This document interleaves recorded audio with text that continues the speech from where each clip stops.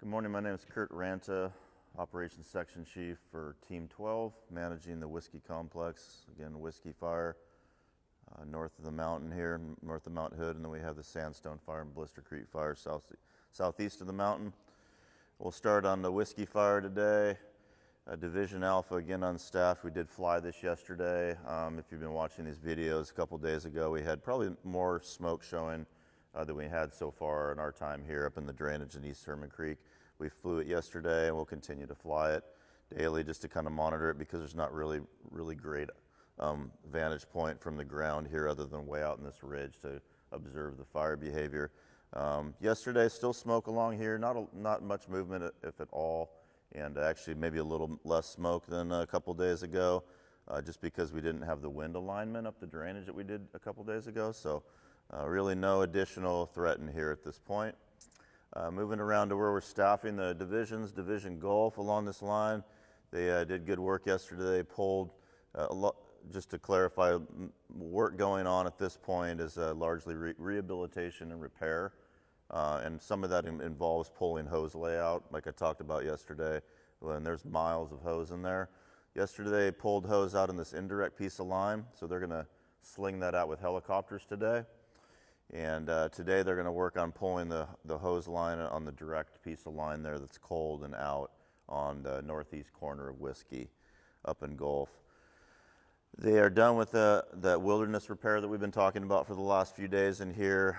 And then Division Tango, they're also done with that light soft repair that we've been doing in there, just working with the resource advisors to find any other tasking to do out there as far as that goes.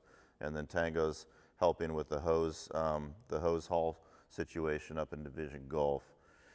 Moving over to the contingency group that's been working out on the road systems here and starting in on repair. We'll be grading the 2810 today with a road grader, making sure that's back to where it was before the firefighter and resources got here.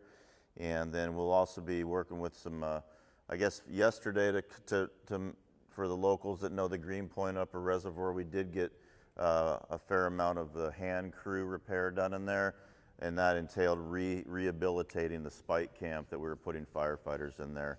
So basically trying to make all the impacts from that disappear so people don't notice when they come back in. There'll probably be a little bit more repair in there before that area opens in the future with some machinery and grading yet to come on that. Crews that were in there yesterday will be working out in this 2821 road system out here doing some hand work, and that's largely taking care of some of that mastication material and removing it from the ditch line for when we get into wet season. The water's not obtruded from moving down those drainage ditches. And then we do have an excavator, 2 excavators on order. We're expecting one as early as today, and we'll start working on some of these dozer lines that were put in for the fire and working on rehabilitating those. For local interest purposes, that's not on this map, but this dozer lines were opened from Eagle Creek Fire from 2017, and we do intend to repair those in the next few days in conjunction with the county folks with that effort to make sure that the recreation trails and the mountain biking trails get opened up there fairly soon. So we'll be working up there closely with the county and what they expect up there. Additionally, I'll mention today we created an initial attack group. We have a supervisor for that group that is working basically out of ICP here in Odell, and they're assigned particular resources that are out working. If we get an initial attack that we're expected to help with in the gorge or wherever it might be locally here, he will gather up those resources and travel to the incident. So we're kind of organizing that a little bit more up here as the weather stays warm and dry. Moving over to a Sandstone fire. Things are kind of wrapping up over there too. They've been doing a lot of good work the last few days with the chipping and with the excavation work and with the grading. They're wrapping up some grading on the 7010 road system here. And then they're largely done with the chipping work. So we've demobed the chippers, or at least don't have work for them right now out here. And then waiting to get another excavator in here to start working on some of the repair down here in the 7015. So have a little bit more work up here, but we're due to the work of the folks out there getting kind of close to getting some of that done. We're in Division Yankee. Oh, let me talk about Blister Creek here. We did have somebody walk in and try to find a smoke that was in there yesterday in one of those really steep drainages that's flanked by the cliffs. Couldn't quite make it to the smoke, just physically kind of impossible to get in there without ropes and gear. So that's not the expectation that we're doing that. Light smoke, not moving at all, we'll monitor that.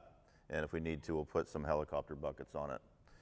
And moving over to Division Yankee. Yesterday they pulled, as I understand it, they pulled all the hose that was on the lines in there, which is about a mile of hose, and they backhauled that.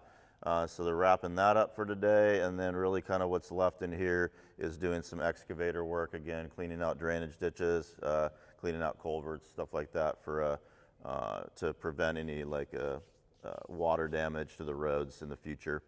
And then we are, just as a note, we're keeping a lot of these lines intact in the very rare, the very unlikely event that the fire does get established outside of the line or continue to move in some open line. So we actually have a containment line. So we may not be repairing these lines for the time that the team is here. Other things that the crews are doing out there, as they stand, resources are also available for initial attack out here. They've been working with the medical resources out there to do a bunch of training. So when the mornings before they go out and get to work, or before they stand by or get up here and observe the fire, they've been working with REMS teams, and REMS teams are basically medical units that run around on UTVs or side-by-sides. And they have the ability with ropes and gear to set up a system where they can extract people from pretty hazardous terrain, steep terrain.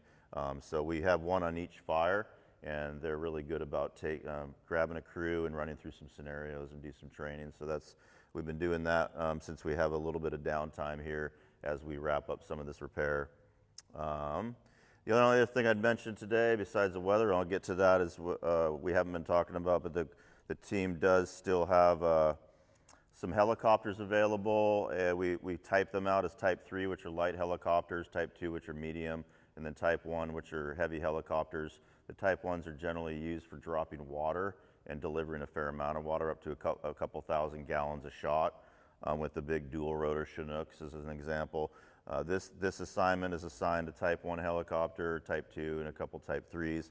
One of those Type 3s, the lights, is a short haul ship, which is used for extraction in remote areas for an injured firefighter. So we have that capability nearby, and then we have the Type 1 helicopter if needed on either fire in case we need to drop some water. And we've been sharing those helicopters with other fires in the area, so they're not just necessarily sitting in static. Just for information for you folks. And then the weather is, again, hot and dry. If you live in the area, it's one of those easterly flow kind of days in the gorge, which is pretty common this time of year. We don't expect big impacts from that on the fires per se, but it's going to stay hot and dry for the next couple of days, and we are expecting it to turn to more of that westerly flow and get more into cool weather pattern here in the next few days. But for now, we're keeping an eye out on the fires and available to help out the local resources if needed. Thanks.